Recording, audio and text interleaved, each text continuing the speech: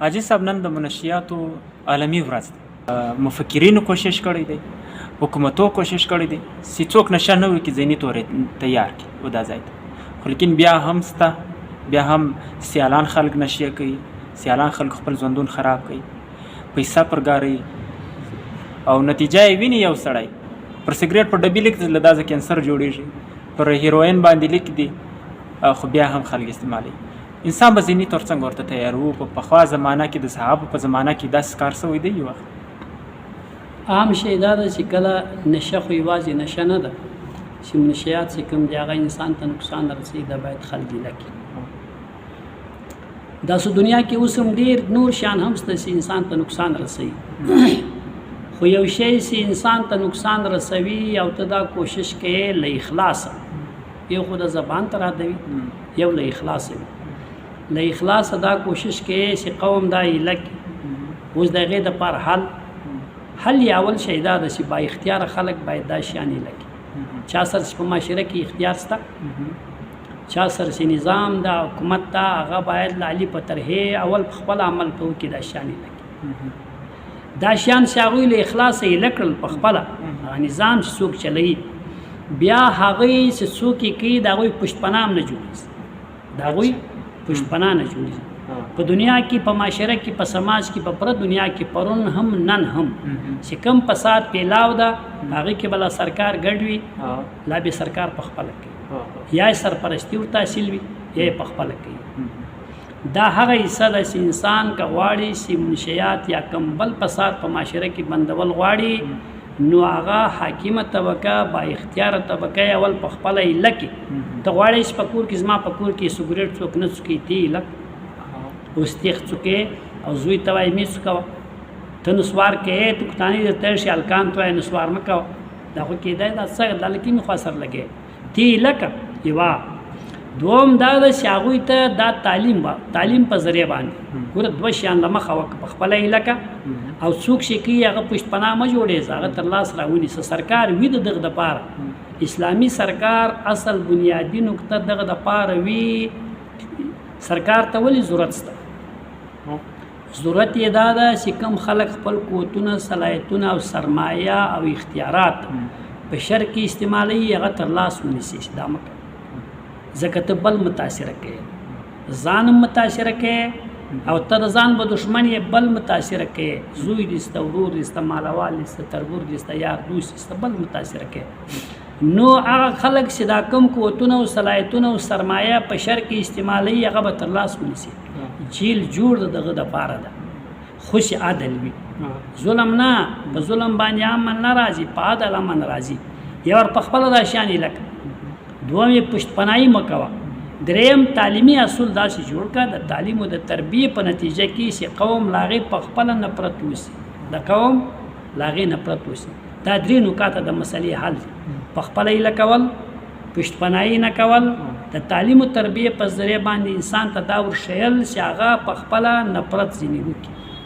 د اسلامي حکومت هم دغه اصول وو، دغه اصول دي چې هغه په خپله دا شیان نه کول، د چا پشتپناهي نه کوله، او تعلیم او تربیې ذریعه جاري ساتلې وه چې د خلکو نفرت ځینې وسي. نن به دا سړی تا په سړو نیولی په جیل کې، بیا چې دی به شراب نه ایل که د ده ځینسازي وسوه، دی په خپله پولیس د بل به رانیسي چې دا مه کوه. یو سړی دی 2 کسانو نیولی او تر جیل یې ورساوه، هغه سړی بل ورځ خلک راګرځي چې دا مه کوه، څه شی وسول؟ تربیه یې وسول. خو هغه پشتپناه، هغه سرپناه نه ورته پیدا کېږي چې هغه یې خلک کوي، دی هغه دی دغه بیا خو نه ختمېږي. دنیا که دا خبره کوي درواغ وایي. دنیا یو طرف ته منشیات او اډې جوړې کړي دي، بل طرف ته حکومتونه پشتپناهي کوي، بل طرف تعلیم تربیې سن دغه کمه ده. په یوه ورځ باندې خلکو ته خبره کول، په سګرېټ لیکل، دا خو دغه مجلس ده. کارخانه بنده کړه، کارخانې والا جیل کې واچو، دا خو یو کارخانه سته، هغې ته ټیکس اخلي، بیا پټل کېږي چې دا مه کوه. دا خو یو سوال ده که نه؟ کوم کارخانه بنده کړل نو له یو دم به بنده سي، بیا به خلک نور لیونی سي بیا نو به که بله لاره ته- پیدا نه کړي خلک. اخو بیا بله کیسه ده چې سرکار څه مناسب ګڼي چې خلک لونیان هم نشي ګوره اخو بیا بل ترتیب ده. ګوره تدبیر بیا جدا معامله ده چې موږ که خلک منې کوو کارخانې بندوو او دا سیستم چلوو په خپله هم نه کوو بیا خلکو ته پشتپناه هم نه جوړېږو تعلیم تربیه شروع کوو هغوی خو به خپله یو طریقار د هر چا خپل دغه بل مجلس ده خو اول دا پکار ده چې ته یو ور طرف د شرابو کارخانې دي منشیاتو کارخانې دي مالدار خلک پکې شریک دي حکومت پکې شریک وي او بل طرف ته قوم ته په میډیا یو ورځ باندې سمجھاوي چې دا مه کوه علاقې دا سره لګر دا خو دغه مجلس ته د خوب و خیال مجلس ته په خوب په خیال دنیا نه چلیږي دنیا عمل غواړي عملی تورې ثابته که په خپله لکه دا ګټه لکه دا کارخانه لکه سر اسلام خو دغه درته وایي چې که حلالي ګټلی چې ویې ګټه حرامې مه ګټه ګسرې لکه لږ دی په لږ قناعت وکړه او ته یې زوخې ډېروم ډېروي نو په جایز نه ډېرېږي اوس به نو دا شان شروع کوې دلته تاول سي عقل وي جوړوي نو عقل غواړي کارخانه جوړه کړو روپۍ به ډېرې کړي تا چې کارخانه د شرابو جوړ کړو به څو انسان متاثره کړي تا چې منشیات جوړې بازار کې خرڅې سرکار د سره ګرد بیا یې د باندې اډې پورته نیولې پسې خرڅوي بیا به څو انسان متاثره کړي د انسان خو به دغه نظام جوړوي چې مالدار طبقه روپۍ پکې وګټي او په پوره دنیا کې ځایونه جوړ کړي په یورپ کې هم جوړ کړي په روس کې هم جوړ کړي په چاینا کې مالدار طبقه ناداره دي په روډ روزانه کې هغه خو دې ګرځي او یو پاکټ سګرټ به اخیستی هم نشي چې وګټي هغه به په سګرټ پسې ورکړي او ته به یوه تیلې غوړي ورکوې په 200 ورکوي د به روزانه 300 هغه به هم نه پیدا کېږي نو دا ډول خو نه چلیږي هغه درته وایي اول یې په خپله لکه بیا لاغې بعد ورسره شریک کېږم که چا کول دا او پشپناه مه جوړې سزا ورکه جیل ته یوسه او بیا تعلیم تربیه او دا سیستم شروع که چې هغه دا خلک نفرت ځینې وشي او ویلی کړي او بیا غریب سړی په معاشره کې پرېږدم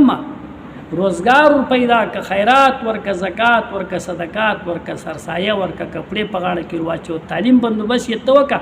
اداره ټیک وچلوه موږ خو ادارې تعلیمي شته تعلیم پکې نشته تعلیمي اداره شته سرکار سر خرچه ماخي د سرکار تنخواه هم راځي د سرکار مراعات هم راځي تعلیمي اداره د باندې دننه پکې هم شی نشته دیوالو نشته بیا به کوم نشي نه کوي بیا به څه شی کوي نو په دا یو ورځ به ته څوک پوه کړي چې دا مه کوه دا خو دغه یو نمایشي کیسه خو کېدلی شي خو طریقه کار یې دغه نه ده طریقه کار یې همدغه د اسلام درته وایي خپله یې لکه پشتپناه یې مه جوړېږه د قوم تربیت وکړه د مسکین په غاړه کې کپړې ور واچو د مړی بندوبست یې وکړه تعلیم بندوبست یې وکړه دغه حال ده کې څوک کوي کې نه کوي